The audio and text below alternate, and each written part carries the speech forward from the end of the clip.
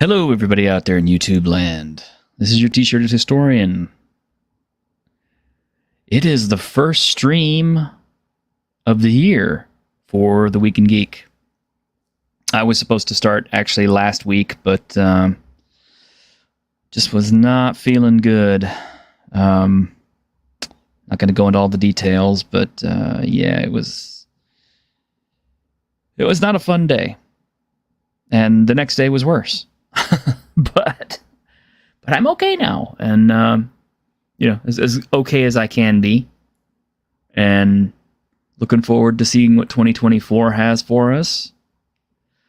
Doing 2 streams a week. Sometimes I kind of feel a little bit like I'm stretched a little too thin, because I feel like, what am I going to do to cover this week, and what do I do to cover this week? And then I remind myself, it's like, hey, we're only doing an hour on each show, so it's not so bad, And I think that's probably been the biggest boon I set for myself whenever I changed up the times and then broke the program into 2 separate shows, is splitting it up into 2 one-hour episodes. And I know a lot of y'all are not happy about that. A lot of y'all are like, oh, we need a longer Week in Geek. And I'm like, I know, guys, I really do know. I'm sorry about that. I am happy when we're having so much fun that we can go beyond an hour. But the hour-long format is kind of for my mental health and sanity, as well as, for Grimm's convenience. And, if he could stay a little bit longer sometimes, then that's great. But if not, then that's okay. We do what we can. So anyway, we're still not at 1,000 subs. We're still not at 1,000. But I'm still here. I'm still plugging away at it. We're picking up a sub here, a sub there. I suppose if I just dropped the live streaming format and just did nothing but straight up videos, I could probably hit 1,000 quick. But I'm just not a video kind of guy necessarily. So I find making videos makes it very difficult for me. It's very time consuming, and I tend to enter a perfectionist kind of a mindset where it's like, oh, this is just not quite right, or oh, that I could have, I need to snip this out, and before long, it's like 6 hours later, and I may have produced a video that is of 5 to 6 minute length that I'm happy with, and it's for me, it's just not worth it. It's just because it's not that my audience isn't worth it, not that you guys are not worth it. It's just, it's very, very difficult on me. It's because it's very draining. But anyway, I've got some panelists. I've got some stuff to talk about. And I have kind of a giveaway. So really quick, I'm going to turn your attention to something. I believe what I may start doing each week is incentivizing tippers a little bit. So our highest tipper of the night tonight gets to take advantage of my goof. So it seems I accidentally ordered 2 copies of Fist of the North Star, Legend of Rao, Chapter of Fierce Fighting. This is the 3rd in the series. And it's still sealed. It's brand new. It's, it's really good quality Blu-ray. So if you're an anime fan and you're interested in Fist of the North Star, or you just want to win some cool stuff, our highest tipper tonight, I'm going to send this out to you. Now, that does come with a caveat. I have to be able to send this out for, at least, as much as the tip. So, if you live in some, strange remote area, like a monastery in Irem, the city of pillars, or something like that, and postal service is very hard to get to, and so shipping it to you will cost me like $80 or something like that, then you better at least send me an $80 tip to cover it, okay? That's all I'm gonna say. But yeah, take advantage of my mistakes. I will send this out to you after the show. You get with me after you send in your tip. We'll tell you who the highest bidder is or who the highest tipper is, and get your address through Twitter, and I'll send it out to you, and you can take advantage of my folly. And this is like about a $35 DVD. So, somebody may get it for a good steal tonight. Anyway, that's my pitch. Send in your tips. Let's go. Let the bidding start. All right. Yeah. Tartarus has a terrible postal system. It does. All right, guys. So, I have guests. I do, of course, have my co-host, Grim Jim. Hello. Oi, oi. You're looking very, very nice today. Shh, be very, very quiet. I'm hunting Bjork. Bjork? Yes. She famously had a music video where she was pursued by a bear. There was a time I would have actually pursued her too. She has Yes, I'm wearing the bear of penance. Don't shop drunk on New Year's, kids. Well, I mean, that it could always create very interesting role-playing opportunities in the bedroom for you if your wife's into that. I'm in it for some of that hot yiffing action I've heard about. Show up to a furry costume in it, I don't know, or convention. At the very least now, Snortopoopas has got somebody to look up to. Grr, raw, grr. I don't know where our other panelists are today. Maybe they're out doing errands and stuff like that. But for your approval, I do have, as a special guest, in their place, I have the Dungeon Delver. I'm Bill Sylvie, and I'm pleased to see you. I remember that Futurama episode. Yes, indeed. It is one of the surreal moments of my existence that I can watch that and go, I know him. I don't just mean in the fanboy sense. I've broken bread with that man. That still trips me out. When I told my daughters, they were, because my oldest at least was a fan of Futurama, she was like, what? And so, yeah, that's that Gary Gygax person I always talked about. That was so cool that he got to be on there. It was very neat. And I love the fact that when he brought out that monster manual, that was a first edition AD&D monster manual. Yes, it was. And that was a good detail on their part. And that is not the only reference to AD&D. Of course, they had Bender's Game, but there were more than a few subtle AD&D gags in Futurama. Like they took Nibbler to a vet, and I remember that. One of the people in the waiting room had a rust monster. Yes, the David Sutherland-esque rust monster on a leash. And then there was when Leela met her soulmate, who was actually a shapeshifter. All of his wives caught up with him at the end of the episode, and he was shifting through all of his forms, trying to explain things to them. And one of them was an elder thing done in the style of Errol Otis's Cthulhu Mythos art from Deities and Demigods. I was like, they get it. They absolutely get it. Yeah. It wasn't just let's have Gygax on for cool points. No, they get it. Well, I mean, Groening and those guys had to be the biggest nerds to actually be able to do that. And that's, that would be everybody's dream to be able to do stuff like that. Yeah. Well, I mean, he was on records as saying that the Android's Dungeon and the comic book guy are based on his comic shop that was in his town. He said, although I made comic book guy less grating and obnoxious than the guy that ran the comic store.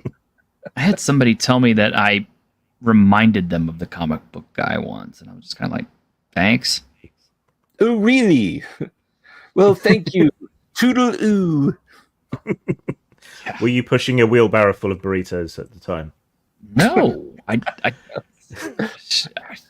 don't remember what I was doing, but I know I remember afterwards thinking, did that guy just insult me? This Well, hey, should comic be book sustenance. guy ends up with a hot Japanese girlfriend, so you know. Yeah. Yeah. Well, I have one particular item of show and tell today. Are you boys and girls ready to drink? Uh-oh. That's right. Get your beverage containers ready and your favorite alcoholic beverage because it's a Kevin Crawford product. I do not have a libation. You'll have to forgive me. I'm going to drink some stout after the stream. So I'll make this Okay. a double in your honor. thank you, Jim. See, that's what you and I, we might not be on the same page of music all the time, but my God, you know me, brother. You know me, and I thank you. Just don't let me buy any more furry outfits. Chin chin. There you go. If you're out there in the audience, drink. I will make that a part of my daily postings on Twitter at GrimJim. Don't buy a furry outfit today. There you go. I may need the right. See, I'm here for you, man. Okay. You guys know I've already been playing this forever. So I have a drive-through RPG copy, but this is the actual reprint version that came from the Kickstarter. It arrived yesterday, and I was very pleased to get it. This one is, as you can see, it's stitch bound, and yes, it's got a marker. Sweet.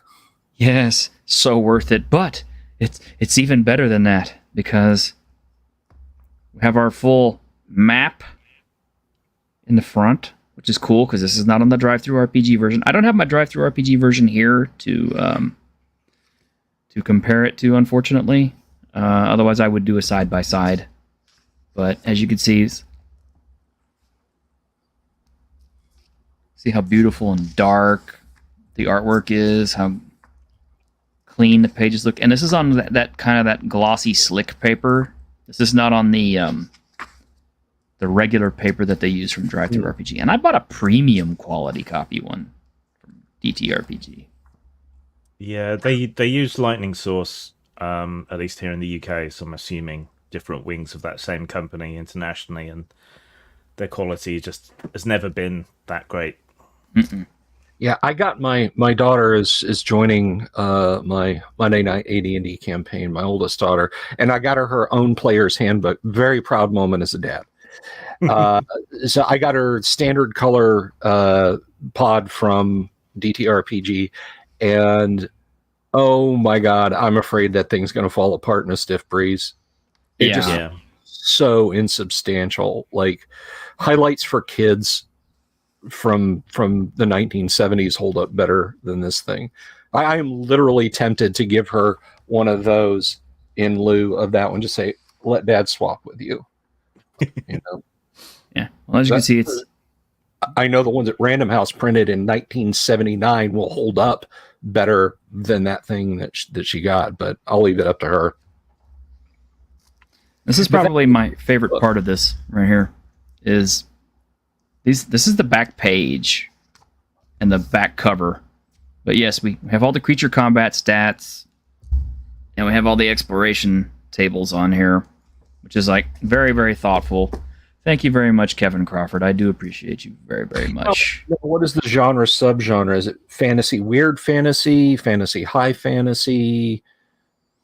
Well, ostensibly, it's it's a world that kind of collapsed and is now kind of in the process of ancient empires and things rebuilding themselves in wild settings, and it is OSR compatible. Okay. It is fantasy for the most part, but there's technological elements, steampunk elements. Okay. All right.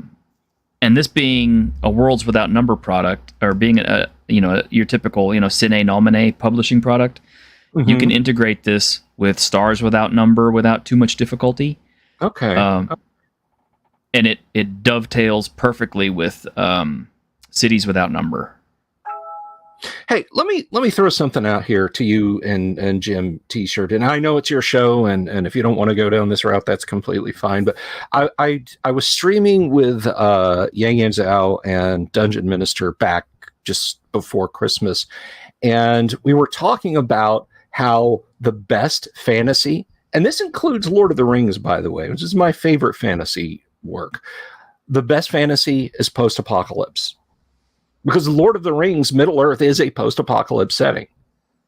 When the party is turned back at Cahardras and moving through Holland, that was a land that was once full of people, and now it's not. A plague wiped them out. You had the fall of Numenor. They travel from ruin to ruin. Amon Sol, the great watchtower at the edge of Arnor, all the way down to the ruins of Moria, and then Frodo and Sam and Gollum, of course, go through the ruins of Ithilien and Minas Ithil, which has now become Osgiliath, or which has now become Minas Morgul. What do you guys think? I agree, actually. My favorite fantasy settings have always either been kind of like prehistoric, where I want the characters to kind of build their own civilization from basically nothing. In other words, gather tribes of people, build settlements, and become invested, which is my favorite form of role playing. Because when characters and players become invested in the story, I think it's better. But if I'm going to take an established setting, it is way more fun to have a post-apocalyptic setting, because then the mystery comes into play, where the characters can wander through things and marvel at the things that people made before them and go, why was this like this? Yeah, and the world of Greyhawk is a post-apocalypse setting. Mm-hmm. My home campaign world, like Warhammer, the old world, is currently apocalyptic setting. Thinking back to Dragon Warriors, that's like a medieval setting, but it's kind of implied that it's post-plague, and their equivalent of the Roman Empire rose and fell. So that helps explain why there's all these ruins and magical artifacts and things around. Mm-hmm. In Privateer Press's Iron Kingdoms, there was an invading force called the Orgoth that took over the whole country and had to be kicked out, which creates the same sort of post-apocalyptic feel. I think it just helps explain why there's all these ruins and dungeons and strange artifacts and so on. I was watching a thing the other day about how they're sealing away nuclear waste, and like the sigils and things that they carve on it, thinking, okay, what are people going to associate with death in the future? And that got me thinking, what if some of these dungeons are waste dumps for magical artifacts that are dangerous? The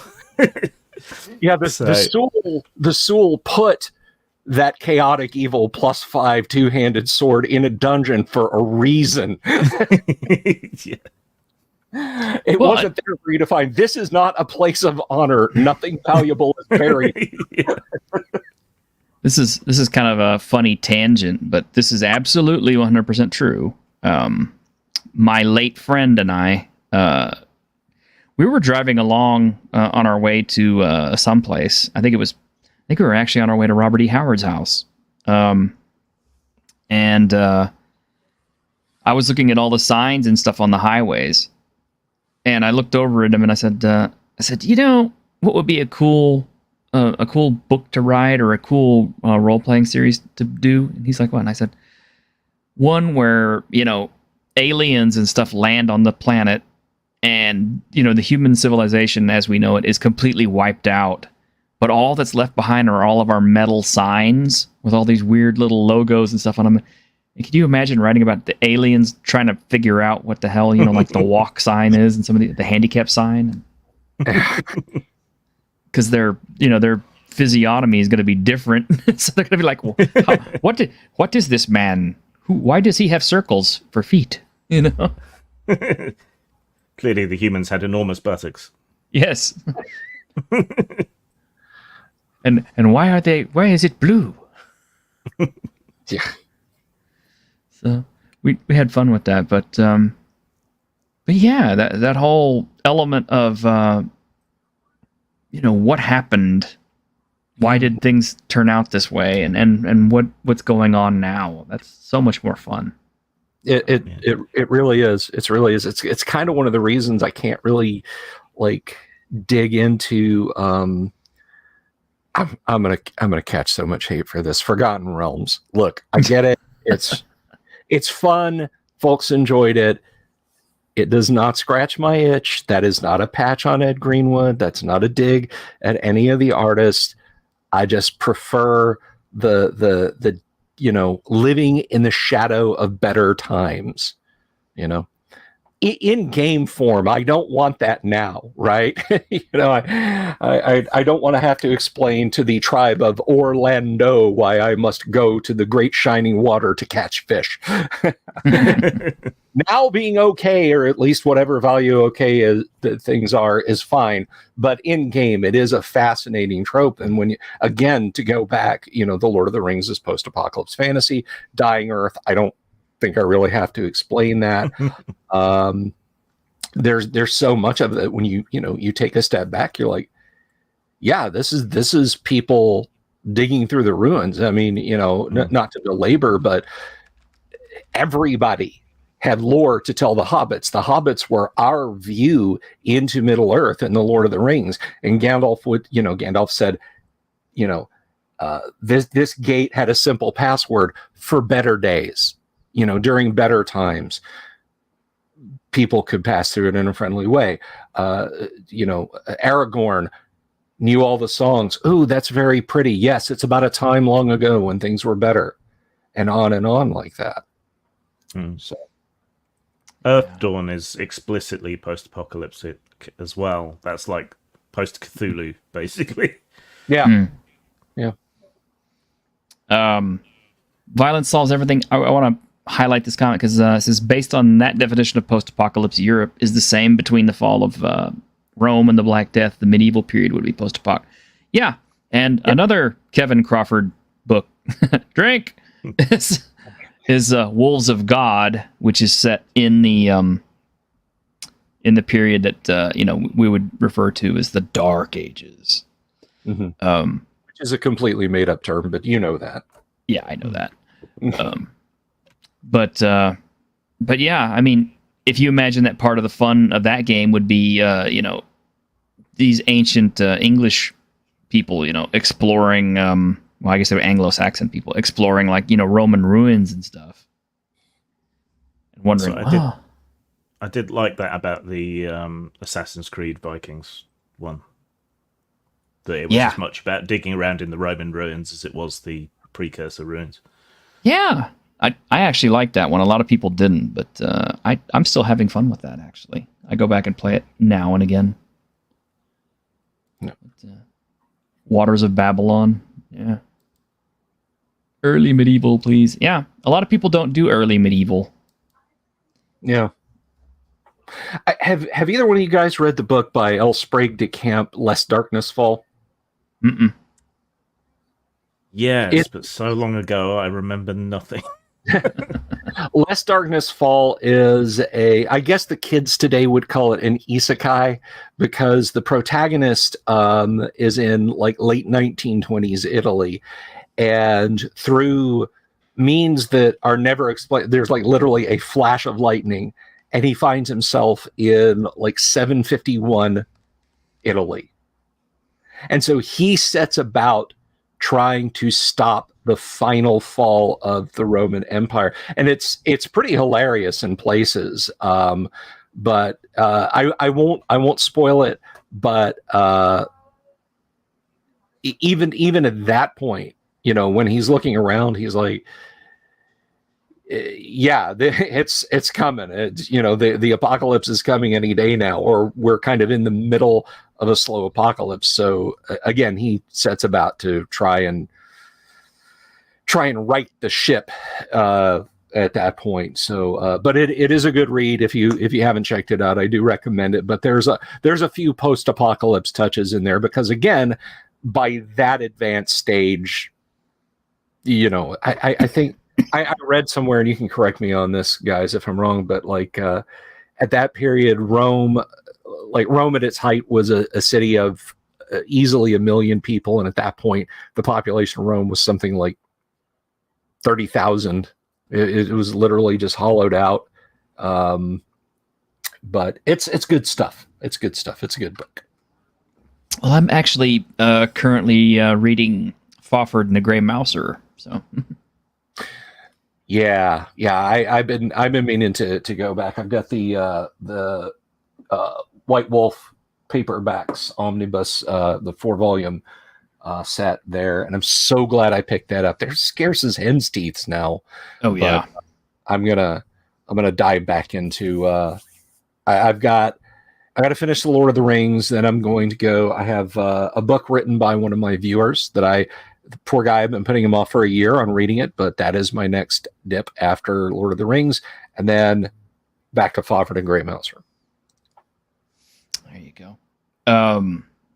Interesting. We've gone down a whole tangent now. Do you think post-apocalypse is so engaging because it's an analog of our never-ending chasing nostalgia, knowing it's all destroyed? That is a really good question, and ouch. And I think you might be onto something, because even now, I mean, look at me, for example. Okay, I'm desperately clinging to things from the 80s and the 90s because those were the good times, the good memories, the things I loved. And, you know, I'm seeing what the future holds. I'm you know, or what the present even holds, and I don't like any of it, and I don't want to engage with any of it. And I know some people say, well, you're just living in the past. I'm like, well, yeah, that's because it speaks to me. Your shit doesn't. You know, I have Hulu, so I tried to watch Echo. Oh. Oh. Disney was so busy rubbing one out to the Native Americans during that 5-episode piece of crap that they forgot to include a story. I mean, don't get back t-shirted. How do you really feel about it? You're dancing around the subject, which is so unlike you. I know. I'm sorry. You're lucky Ironcaster isn't here. Yeah, Ironcaster's Native American. Even he doesn't like it. So it tells you everything. I think a lot of people just are overwhelmed, overstretched, tired out with the state of the world, and there is a yearning for something simpler, and people don't seem to really acknowledge how brutal something simpler would be. There's this whole subgenre in British apocalyptica called the cozy apocalypse, sort of John Wyndham, the old TV series Survivors, things like that, where you basically return to the earth, back out to the countryside, honest living, tilling soil, and so on. But no one thinks about how hard that is. How hard that is. The absence of antibiotics. Yeah. All of these other things that make it horrible. Well, hell, how about the absence of metal tools? Mm. Yeah. You can understand the angst and hostility people have for a lot of things, and a desire for a world in which graft is actually rewarded. Things like that, and I think that's why zombie apocalypse fiction is so popular still, even though it's petered out a bit lately, and the same with all these other things. Yeah, something about seeing everything thrown on its ear, and the people having to survive and rely on each other again and communicate with each other and be closer and stuff. I'm kind of like, yeah, but they stink, right? I mean, Well, that's one thing is I wish the show had been given a chance to cook a little bit more. But Jericho, yes.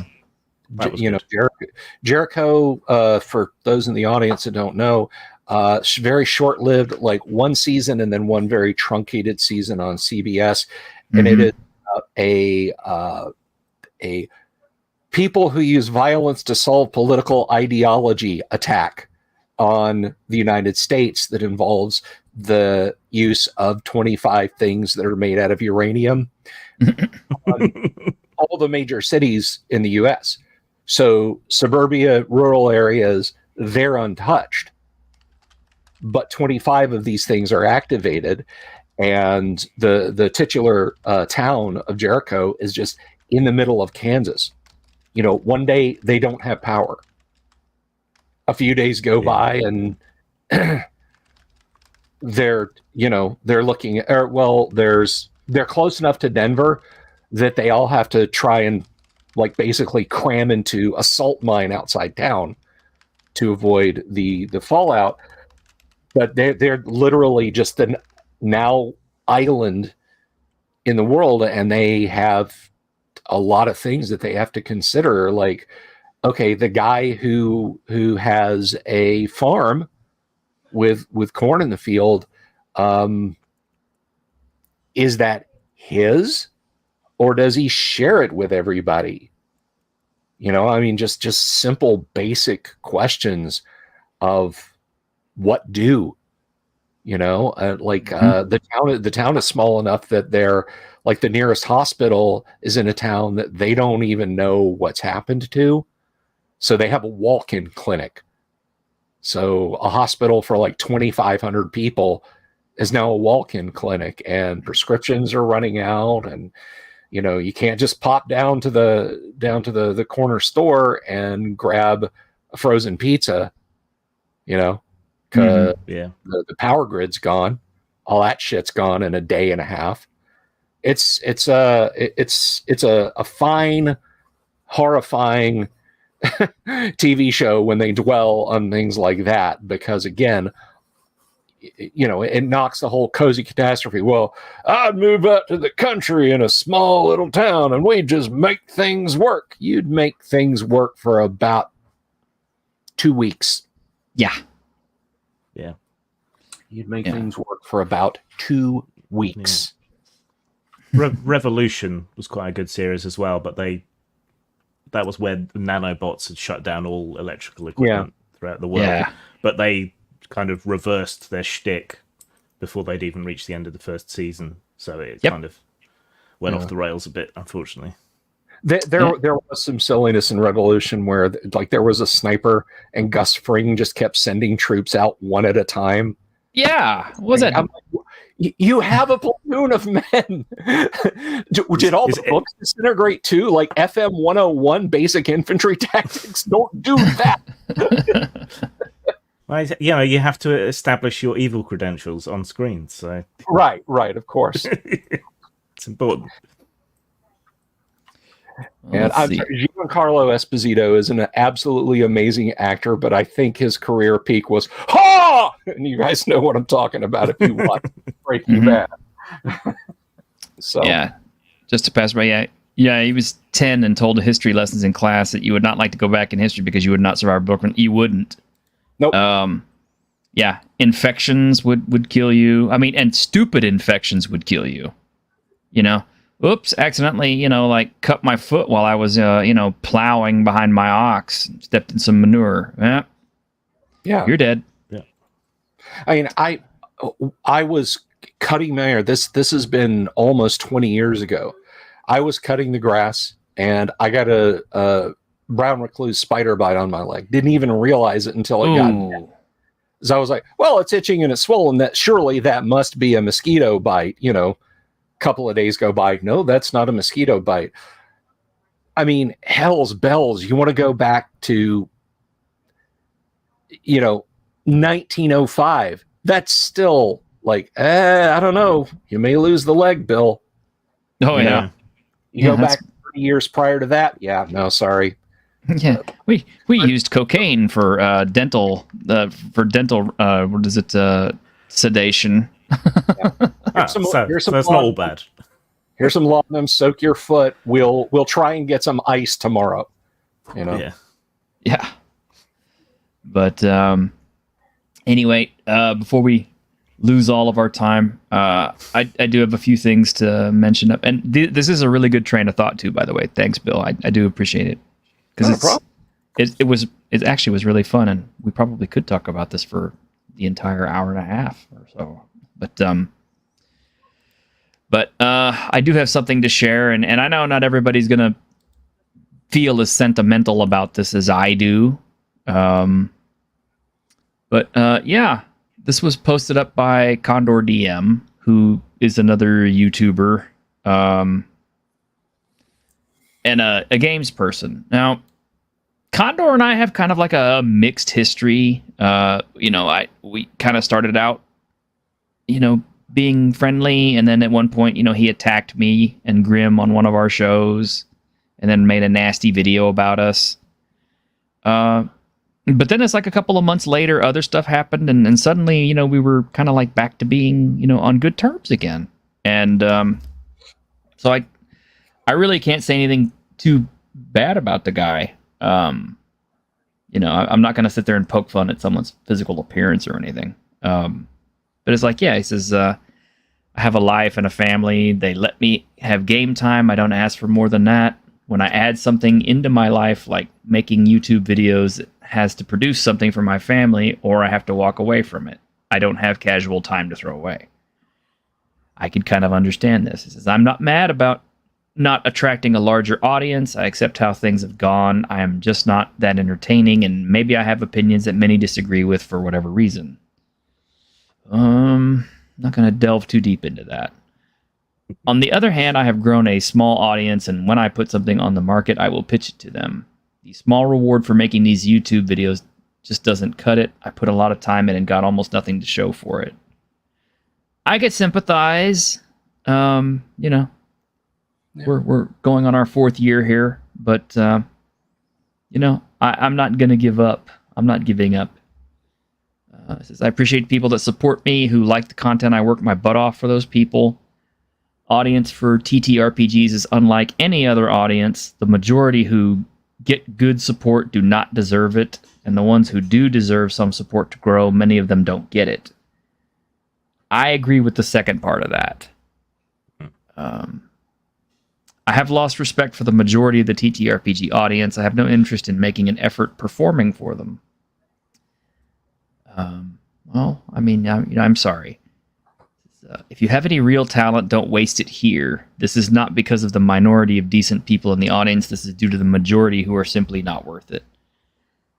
I don't necessarily agree with that. I do wish Condor DM luck. My understanding that he's kind of tried and been unsuccessful several times with YouTube. So he periodically kind of goes back and reinvents himself, comes back and tries again. And I hope he'll do it again this time too. I hope he'll kind of look at his formula, try to figure out what he needs to do better, and then come back and do a better job and maybe get that audience that he wants to. And like I've said before, I have already identified why my audience doesn't grow as fast as it should, or why I haven't hit 1,000 subs. And it's just, I'm not willing to sit there and grind out videos. I would lose my mind. I would start to hate doing this, and you'd get me so burned out that eventually I would just quit altogether. And I don't want to do that. I want to keep having fun doing YouTube. I want to keep having guests on like Bill, and of course Grim and everybody else who helps me keep this channel going. I know I will hit 1,000 subs. I may not even do it this year. I hope so. I think I'm really close. I just need more people to get word of mouth out. I need to get more views, and I'll make it. We're covering a lot of topics that people seem to enjoy. We're kind of branching out a little bit more. The Tuesday night thing is working pretty good. I've had some really good panelists on. Harmony Ginger, who is temporarily sidelined right now. I can't wait till I get her back. I thought she was so refreshing and fun to have on the show, and I want people to love her too, because she's worth it. But yeah, I mean, I'm sorry, Condor. I mean, I wish you luck, dude. Like I said, we didn't always see eye to eye. We had our fights, and you did some nasty videos about me and Grim at one point. But you did a 180 on it, and I wish you all the luck, because I like to support my fellow YouTubers. I want to support my fellow gamers and stuff, because this platform is big enough for all of us. It really often... is. Sorry, go ahead. No, go. Well, my refrain about this is, look, this is not TV in the 1970s, here in the US, where you got 3 majors and a UHF channel, public broadcasting, and you can watch one of them and that's it. And if you didn't catch it last night, too bad. Maybe you'll see it again this summer. Where I tend to think that YouTube tabletop RPG, particularly with a focus on whether you call it the OSR or old school or classic D&D or whatever you do, is actually a pretty awesome place. And I feel like a rising tide lifts all boats. Now, I stumbled ass backwards into my subscriber count. Okay. I really did.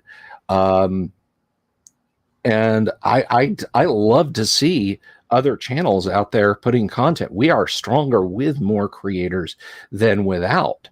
To be, just 100% up front. I love it when people come on my streams. I love going on other people's streams. I like making the interstitial videos when there is stuff to talk about. I'm not going to drama mine. I'm not going to go out and say, ooh, a Wizards has got stubbed his toe. Will healthcare costs go up for Wizards employees to cover this stupidity? I'm not going to do that. But when there's something that I think is going to ripple out into classic D&D, I'm going to do it. I started doing the show. I called it the Crazy Gibberish, and I would just sit in front of my webcam on Facebook Live in 2020 when human malware hit, because I had friends whose only engagement was going out and playing role-playing games, going to the comic book store and going to cons, and that was gone. And I know that a lot of people were freaking out about that. So I said, hey, I'm still, type at me, I will talk to you. And, you don't have to give up your D&D games. Here, here's how you can game online. And I just kept beating that drum over and over again. And I built up organically, a pretty decent number of followers on YouTube. And you kind of got to play the algorithm game. It sucks, but you do. It's their court, their rules. And then, Wizard accidentally the game last year. And I just said, F it, we'll do it live. And I went to bed with 1,500 subs. I woke up with almost 3,000. That is literally what happened when I dropped like 3 or 4 Wizards videos, because they were screwing up on an hourly basis in January 2023. I remember. Like Kotaku, Dicebreaker, ICV, somebody would drop news about something terrible that Wizards was in the process of doing 3, 4, or 5 times a day, and it just built up. I'm not trying to make this about me. This is about the broader YouTube community. There is infinite space in every direction for all of us. I 100% feel Condor DM. I would like to keep doing this to, if I went back to formula, just to reach out to people, just so people would, oh yeah, Bill's saying dumb stuff. That's making me smile,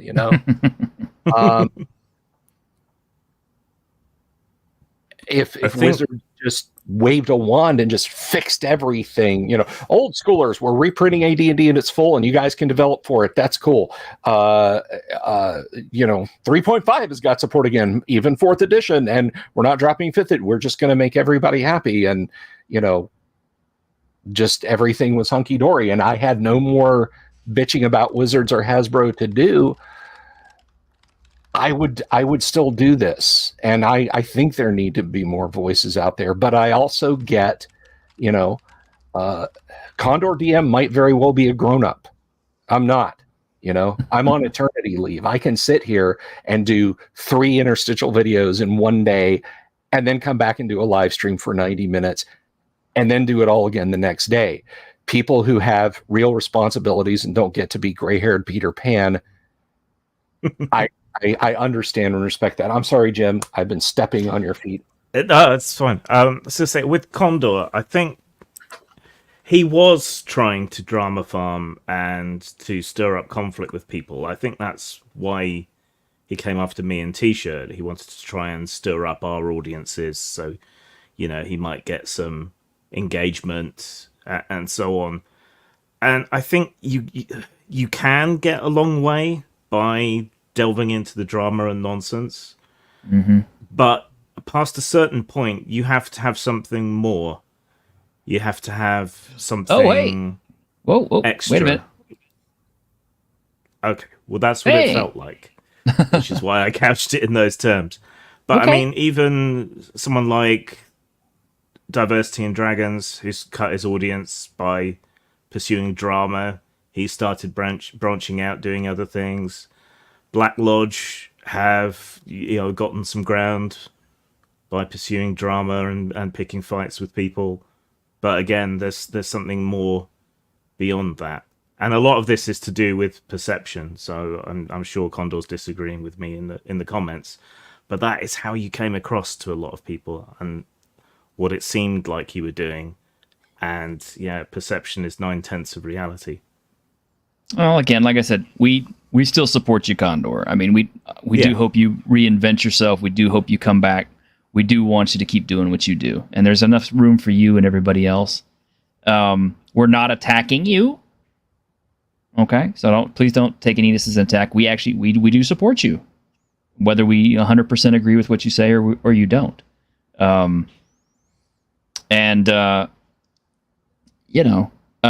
You were right actually about a few things.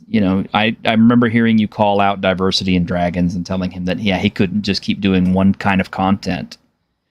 And almost like he listened to you. It's like, he did start changing up a lot of his stuff. He did start growing up his things a little bit differently. Because you can't just farm for clicks. That kind of audience will not last. Yeah. Yeah.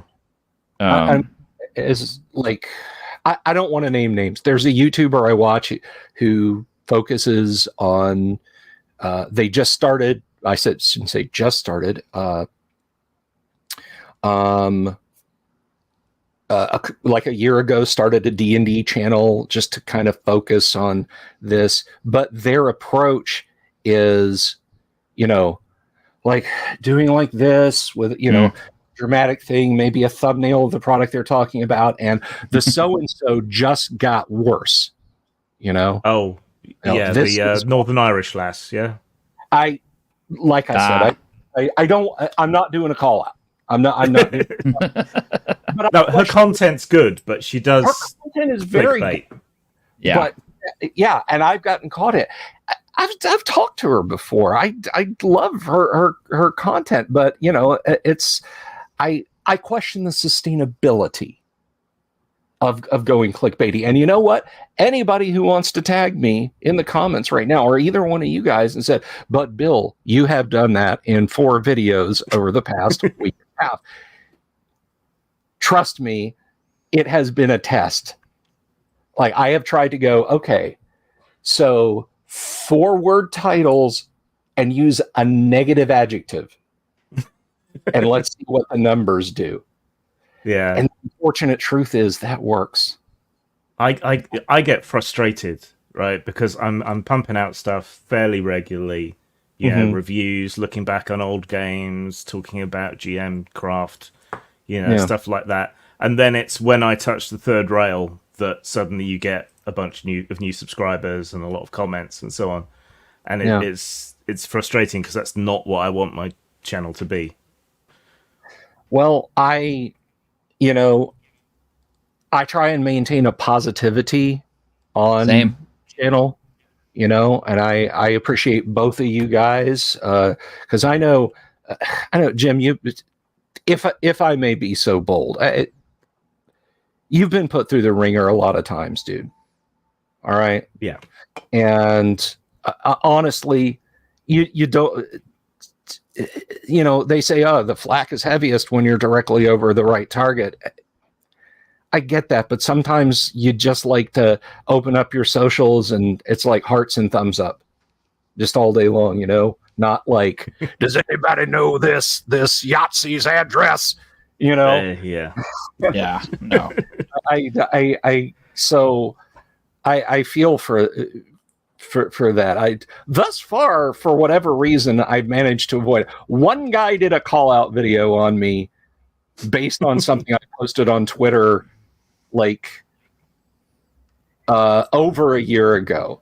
I copy pasted. No comments. I gave it no context. Somebody made a really impassioned plea about please stop calling us old school AD&D guys bigots and phobes and that sort of thing. We have been through the ringer. We went through this the satanic panic. Maybe give us a minute when we say no, I'm not going to back up. I'm not going to back off this. I'm not doing it justice, but I just pasted that into Twitter. Oh my God, did it blow up? And then somebody pointed out to me 2 weeks later, hey, this dude's kind of done a video about you. And I just looked at the thumbnail and watched like the first 30 seconds. Well, the OSR is at it again. And I was like, that's all the negative flack I've gotten. But I'm sure as things go on, it'll probably get more. That's not a request, by the way. Anyway, I'm not asking like, oh, well, Bill wants to mix things up a little. Yeah. And I don't know, maybe I probably should be flattered because I think, as far as I know, Condor is the only one who has actually made a video that attacked us. So, and that's what I'm always telling people. It's like, we kind of try to stay a little bit upbeat, a little bit positive on this channel. We don't just try to drag everything into negativity and clickbaity, ranting and stuff. It's extremely difficult sometimes because we're very passionate about what we love, but I guess if I was just negative Nancy about every single thing out there and totally crappy and something, and people were just putting up all kinds of hate videos about me, yeah, my subscriber count probably go through the roof in a day or two. Yeah. But that's not the audience I want to cultivate. I want to cultivate people who love the same things I do, whether it be RPGs, videos, video games, anime, TV shows, toys now, apparently. I don't know how I got dragged into toys again. I mean, thanks, Ironcaster. But yeah, just we're not here to drama farm. We're not here to clickbait. I want you to come watch my stuff because it's fun, because you're going to have a good time with it, because we crack some jokes, we have some laughs. We do say some serious stuff. We do complain a lot, but I mean, we do try to be kind of happy. Well, I am the old man yells at clouds corner of the YouTube D&D here. So just, get off my lawn, I guess is what I'm saying. But no, dude, I think you keep things very positive. Jim, your stuff is very good. And, I know I'm subscribed to Condor's YouTube channel. I know that I am.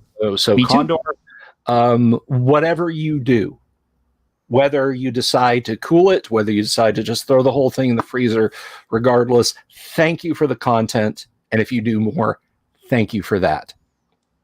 Yeah, absolutely. And I'm still subbed too. So it's like, I've been subbed since the first time I saw him pop up on Twitter, just because I'm supporting a fellow YouTuber, and I think he subbed to me first, and I was like, oh well, I'll be nice and sub back. Because it's hard to grow. I do have to ask a question, though. Disciple of the Logos says the best response will always be Grimm's response to Indestructo Boy. I'm a little outside the loop on that. What? Oh, you didn't hear about that? Okay. I was very nice.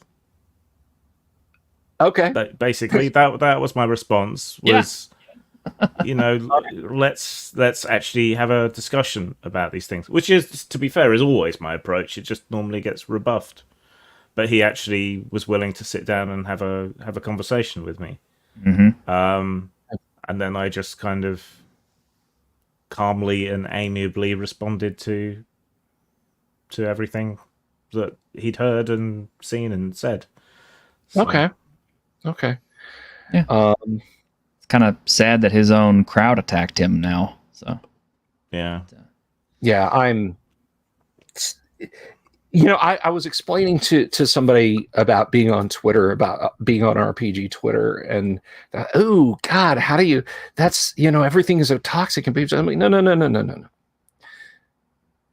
As you're scrolling through, you scroll past a post. Let's say it's from someone you follow regularly, and it's not RPG content. It's like people who like bananas in Iowa are about to all be arrested. The Biden administration will arrest all banana eaters in Iowa, and you're like, that's horrible. Your temptation is to click that. The second you do, in fact, if you even linger on it too long, the Twitter algorithm goes, that's what they want more of. And then you wake up the next day, and it's a little more, and it's a little more, and it's a little more. You have to be like a farmer. You have to pull weeds. You have to cultivate.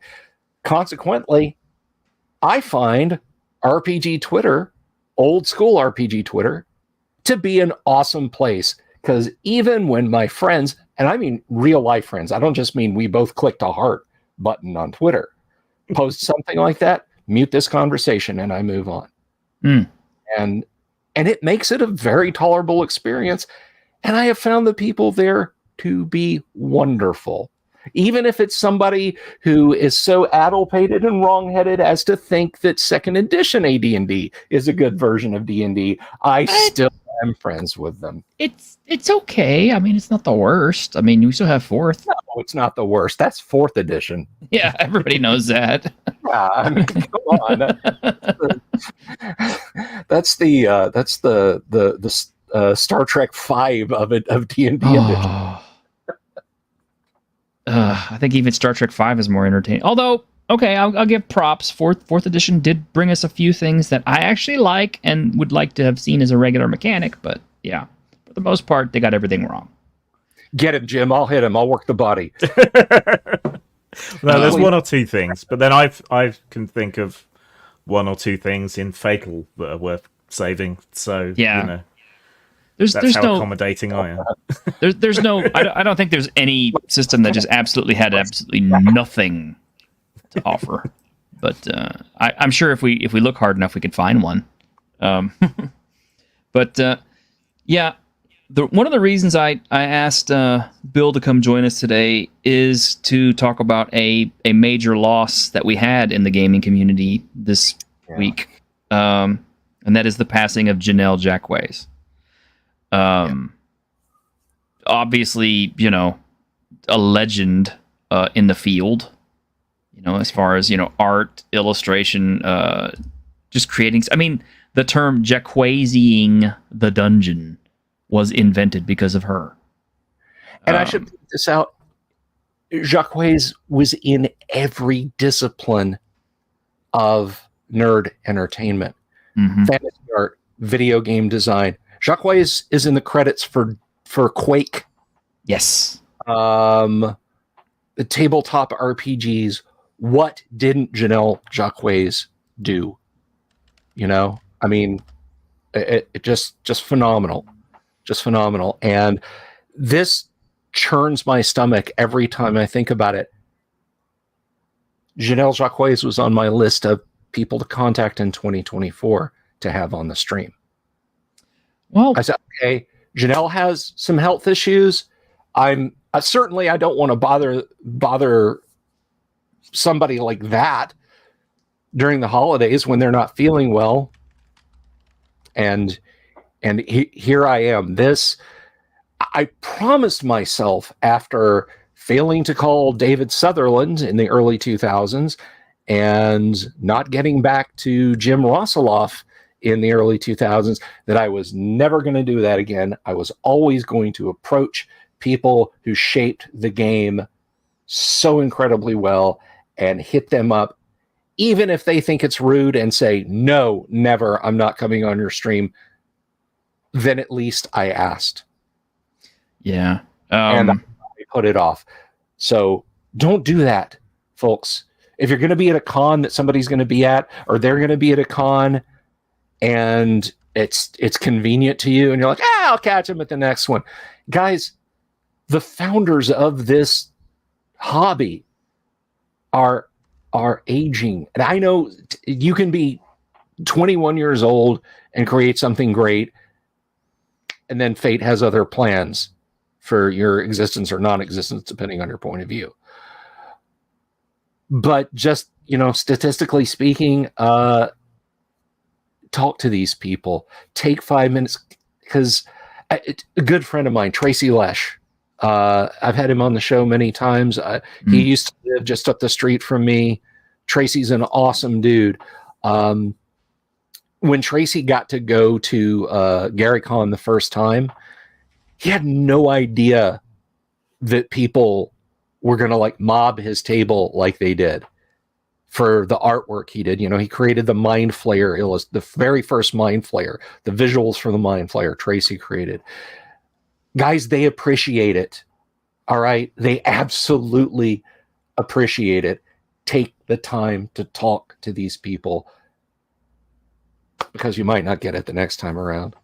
And Janelle did such fantastic. I remember, outside of Errol's work in the Cthulhu stuff and Deities and Demigods, I love those drawings of the Langmar mythos. Yes. Deities and Demigods. Yeah.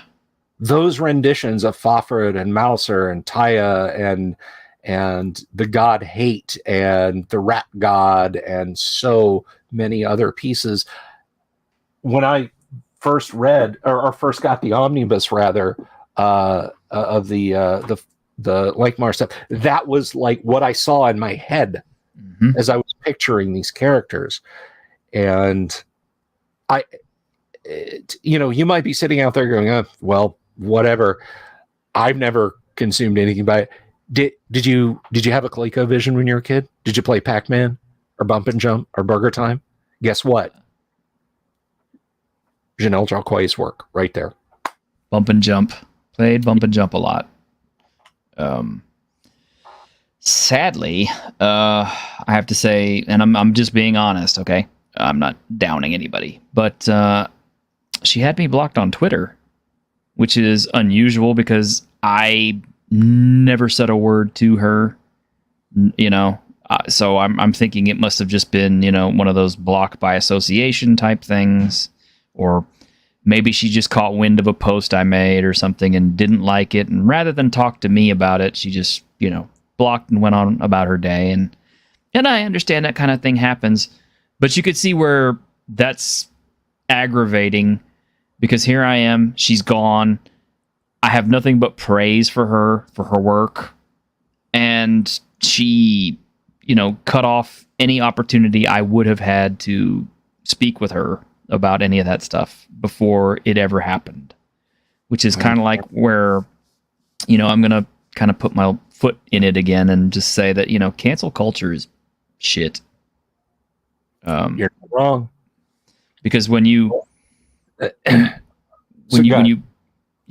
block and when you cancel people, you cut off any avenue of conversation, including what might be reasonable conversation, what might be conversation that might be to your benefit, or that might just be a simple explanation for a misunderstanding. Like, maybe I posted something and she took it out of context and said, oh, well, this guy's a troll or something. I need to just go ahead and block him and go on, and that may not have been what I was after. I mean, I've been misunderstood on Twitter more than once and had people just, apparently, Twitter is there to distort whatever it is that you're saying to people.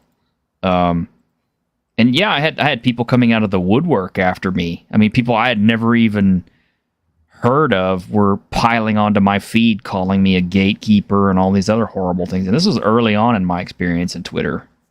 So after that, it's kind of like I learned, I was like, okay, better be careful who we cultivate as an audience and what we say, because people are real quick to jump on stuff, out of context. Yeah. But here we are, full of praise. Mm-hmm. Yeah. And sad that they're gone. Yeah. Yeah. Because, they were a legend. She was a legend. I fully acknowledge that her work was brilliant. As a matter of fact, going back to the Lankhmar stuff, Lankhmar was one of the few things that survived, the deities and demigods purge to become legends and lore. Mm-hmm. Because that's the first book I bought. I didn't get deities and demigods. I got into it too late to get that one. So I had legends and lore, but the New Huan myths were in there, the Lankhmar myths, and I didn't know anything about that stuff. So I learned about Falford and the Grey Mouser through that and through those illustrations. And when I picked up my first Falford and Grey Mouser book to read, I think it was Mists of Lankhmar, I would, as I was reading, I would refer back to her illustrations in that book to see who the characters were, especially the Nuwan Ghoul and other things. Yeah. That Nuwan Ghoul, man. Yeah. I mean, I didn't notice it the first time, but as as I got a little bit older and the hormones started kicking, I'm going, oh, she got titties. Yeah. Little naked transparent titties on the Nuwan Ghoul there. That's right. So, yeah, no, go ahead. I was to say, one kind of downerish thing I want to note is that a lot of designers, artists, people who've worked in our space, there isn't really a retirement plan for us. Because we work freelance. If you're in America, you're not going to get medical coverage. Mm-mm. And I think that may have contributed to Chakai's problems. And it certainly has been the case for a lot of older game designers and things. Yes. And we don't really have any organizations to deal with this anymore. The RPGA has pretty much gone away. The joke that Rob Kuntz made to me was, you too can make tens of dollars in the exciting world of RPG design. It's true, though. I've told people on more than one occasion, I was like, yeah, I write RPG games and stuff and illustrate them. Oh, yeah? Oh, you must have all kinds of money. And I said, yeah. Occasionally, after a month or so, I have enough money to, maybe buy a 6-pack and a pizza. Yeah, and I'm not kidding. I mean, if you're ever in question about it, ask Grim Jim what my payout looks like for the book I did for him, and he's got a bigger name than I do, so it should sell more. But the one guy I do want to get on here, I do want to talk to, because I've GM'd under him. Well, he was my GM, I should say. Is James M. Ward, the creator for Gamma World. I've had Jim on a few times. He is a lot of fun to talk to. He is. I've spoken to him. Like I said, he was my GM a year ago or so. Nice. And he killed me. Of course he did. You got warded, my friend. Yeah, I got warded. The whole party got warded. That's I have literally seen Jim, like somebody walk up to Jim and say, hey, dinner is in so-and-so, and him turn and look at the table and say, everybody roll a D20. If you don't roll a 1, you're dead. Radiation floods the room. You're dead. You're dead. You're dead. You're dead. You're dead. Okay, let's go. I think the secret get between the man and his dinner. Well, I think the secret with Ward is, as long as whatever you're doing is interesting and keeps him entertained, he'll keep your character alive. Otherwise, it's kind of like, let's get this over with. I don't know. So he's a capricious trickster god at the table, then. Sort of, yes. But he's 72 years old. He ain't getting any younger. So if we're gonna talk to him, we need to do it soon, Bill. Yeah, that's I was lucky enough. I got his autograph on one of my copies of Deities and Demigods. Talking to him on the show about the genesis of that book is just it's phenomenal. I do recommend talking to Jim. And yes, Patty, that's exactly where I met Ward. I had a special edition of Giant Lands because I've always been on good terms with WFD, and yeah, he ran a game of Giant Lands for me, and yes, he killed us. He killed the whole party Because of course he did. because of course he did. but yeah, and there's more than him. I mean, there's others, but yeah, these guys aren't getting any younger. So we need to talk about what they did and put these up here for, I like to think that what we do on YouTube when we interview people is we are kind of creating sort of a historical archive so that people can go back and watch and hear what these people really thought. I mean, it's like, and that's what ultimately motivated me to upload my 2003 interview, 2002 interview with Gary. mm-hmm. I mean, I didn't realize it, but outside of a couple of very the infamous 60 minutes hatchet job and one or two other just short things, people were like, yeah, this is like an hour of you and Gary talking.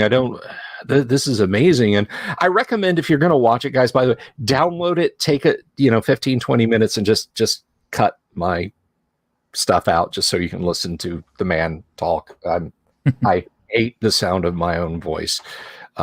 These studio headphones are a fucking torture device. Can attest. But no, sharing the interview with Gary, I've talked to Darlene. I tell you what, and all that's on you. I have dragged most of that stuff out of Facebook. It ain't easy getting your own material back out of Facebook, but I've had Alan Hammock on a few times. And none of this is just to toot my own trumpet. It's to say, go talk to these people. They're awesome. Well, my big unicorn right now is still Mike Pondsmith. But Maximum Mike, I tell you what, dude, I will be the first person in the audience on the stream if you get to talk to Maximum Mike. I think one of the great tragedies of the latter half of the 20th century is that Mike Pondsmith chose a career in tabletop RPGs and not music. That voice. Oh, yes. Or film. Melt steel with that voice. Yeah, or film. Holy crap. Can you imagine him playing like a crime boss with that voice? I was thinking more like, can you imagine him directing Cyberpunk the movie? Oh yeah, no, I'm just talking about his voice. Okay. His voice is great though. Yeah. It's like he comes up. So we're developing 2017. Oh. Yeah. Read about the right. book and I'd listen to it. Yeah, he's still my unicorn. I still want to get him. Someday I will. I'm convinced that it's the subscriber count. If I can get like over 1 million or something like that, I have a feeling. Although he did get on somebody else's YouTube channel and they had less subs than me, and I was like, really, Mike? So no, Mike have is. You reached out to him? Have you reached out to him? Tried. I've contacted Artel Sorian many times, and it's just like, I was like, yeah. I reached out to him in the past when a game studio I was working with wanted to work with him. He is just hard to pin down and get to do anything. He's just, maybe he'll reply, maybe he won't, maybe he exists, maybe he doesn't. I don't. But Unicorn says they feel that way about Claudia Black has an awesome voice too. She does. Claudia Black has an awesome everything. She kind of does, yeah. Yeah. Dave and Jamie were fun to have on. They were, and I should get Dave back on. I don't know if Jamie will come back on, but I would definitely like to get Dave back on because he's been kind of paying attention to my Twitter feeds here lately, so I know he's out there listening. Gary Chalk is a fun guy as well. That would be nice. Talk to him about all the Lone Wolf illustrations. He's an imp of a man, Gary Chalk. Yeah. One of my most fun guests, and if you get the chance, this guy is David S. LaForce. Yeah, Diesel. Diesel was at TSR from very nearly the beginning until it became Wizards of the Coast. You want to talk about a guy with an encyclopedic knowledge. There is a lot of quote unquote common wisdom stuff about TSR history. He will disabuse you of it like that. Wow. I mean, just like, yeah, well, I heard this. Nope. That's not how it went. You know? But he was we had a lot of technical problems during the stream because he was on Wi-Fi and not in the room with his router and everything else. But when we finally got it working, I think we had like an almost 5-hour show with him. That was like me and James Raggi. yeah, but 5.5 hour show. We started talking about history of TSR, and by the end of it, we were talking film, comics, all sorts of stuff. By the way, he's on my side. Deckard's not a replicant. Me too. No, I'm on your side on that too. Deckard was not a replicant because if he was, it destroys the entire story, and there's no reason for it. There's no reason you should be watching that if he was. A replicant, or are you wrong? Exactly. Rather, is Deckard human, or are you wrong?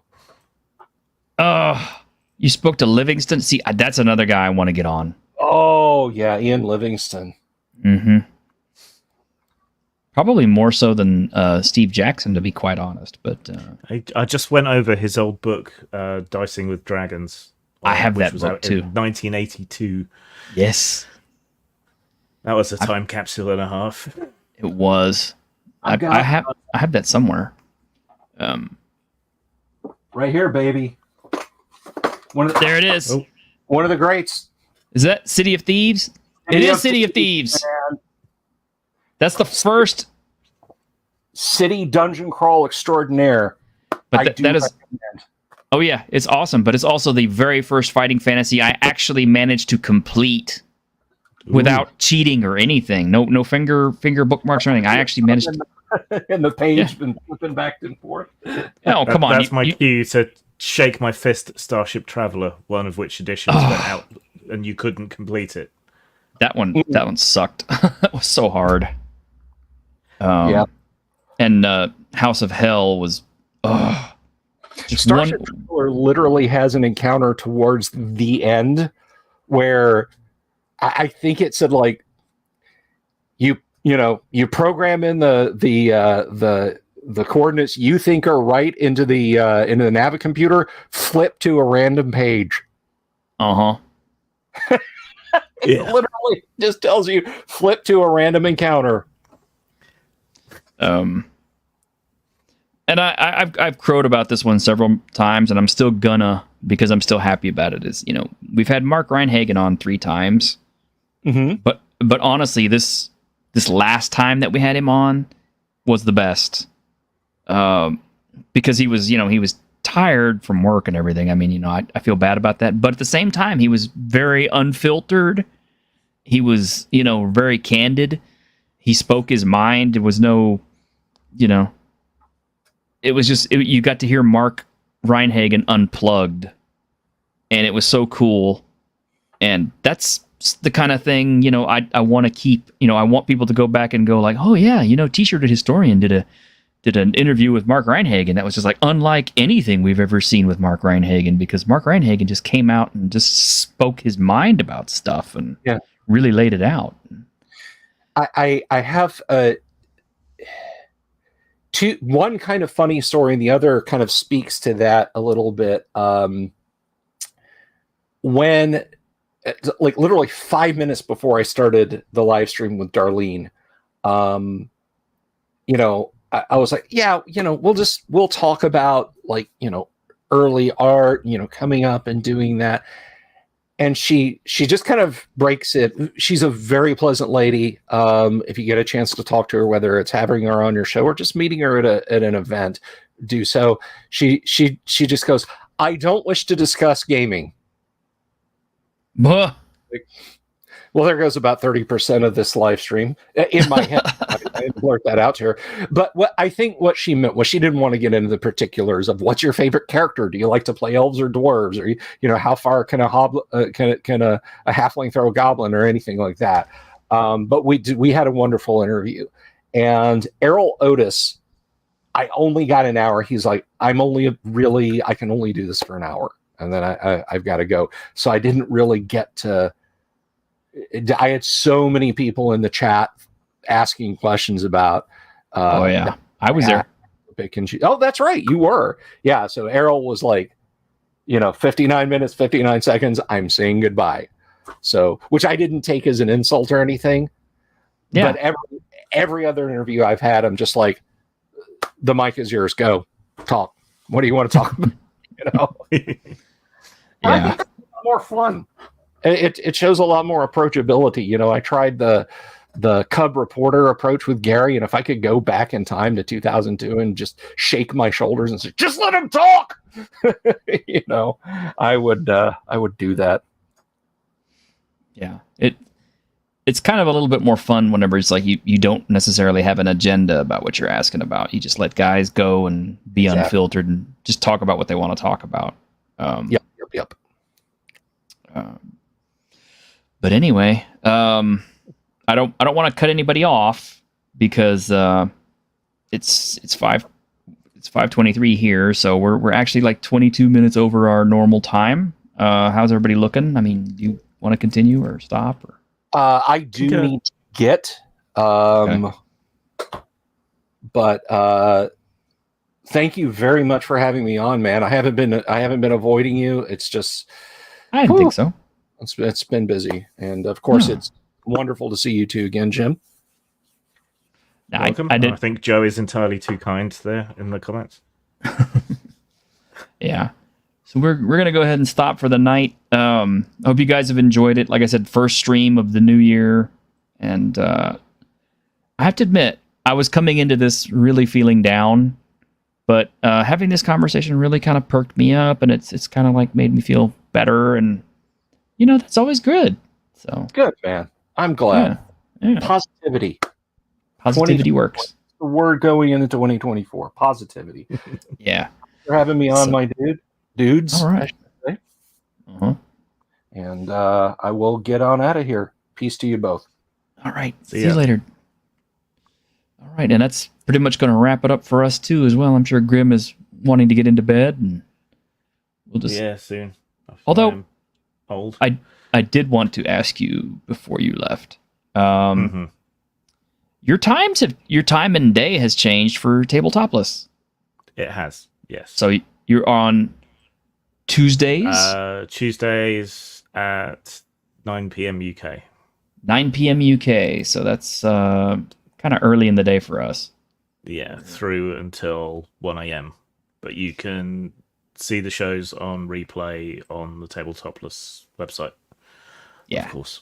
That's pretty much how I'm going to have to start catching it unless I just happen to be home during those days. And I feel bad about that. It's just, me and the two new players we're all in Europe, even though those guys are Americans. So it just worked out better. Are we playing tomorrow? What would we play tomorrow? It would be your game, unless you want me to run my game. I guess I should run, huh? If I don't have any snags, there's a lot of stuff going on around here with the house, and it's been kind of getting to us for the last couple of weeks.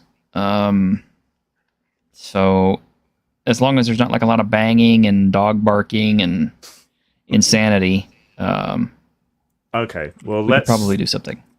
Let's plan for your game. All right. Tomorrow, and my game next week, regardless what happens this week. Yeah. And by the way, I have a special request. Because everybody has been bringing this up, and because I have the books, I want to play Dragon Warriors. Okay. Okay. Okay. Okay. Um, You can do Right. that.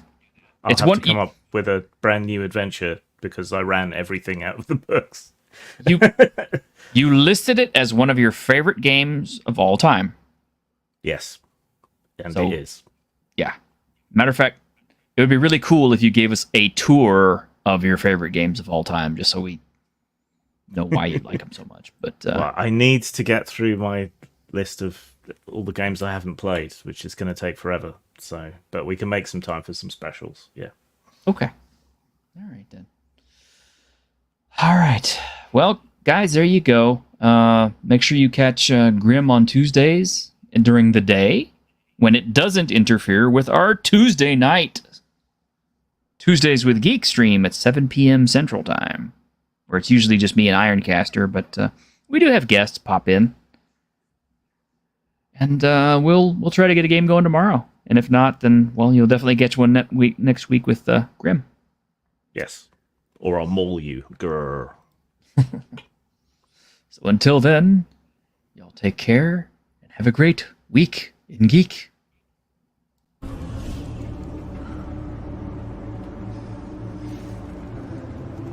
On behalf of the staff of the Independent California Motel, I wish you all sweet dreams.